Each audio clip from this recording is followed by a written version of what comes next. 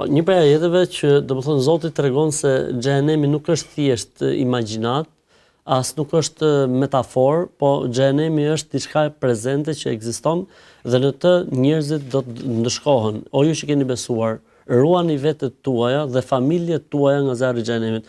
Pra njëri është i obliguar dy herë, është i obliguar për veten e tij që ta ruajë nga zjarri i xhenemit, është i obliguar edhe për familjen e tij që ta ruajë nga zjarri i xhenemit. Po pse o Zot, çfarë kanë zjarr? Tha lënda bazë djegëse e zjarrit do të jenë gurët edhe do të jenë trupat e njerëzve, me kuptimin që njeriu të kuptojë se ky zjarr do ta prekië njeriu, në këtë zjarr njeriu do të digjet. Për këtë arsye shumë herë Zoti në Kur'an thotë do të digjen, nxehtësia do të ndëshkojë, do të depërtojë në trupat e tyre, ose siç thot Zoti në ajetin tjetër kuranor, sa herë që ju digjen lëkurat, ne ju androjmë me lëkurat e tjera që ata ta shojojnë dënimin e Zotit.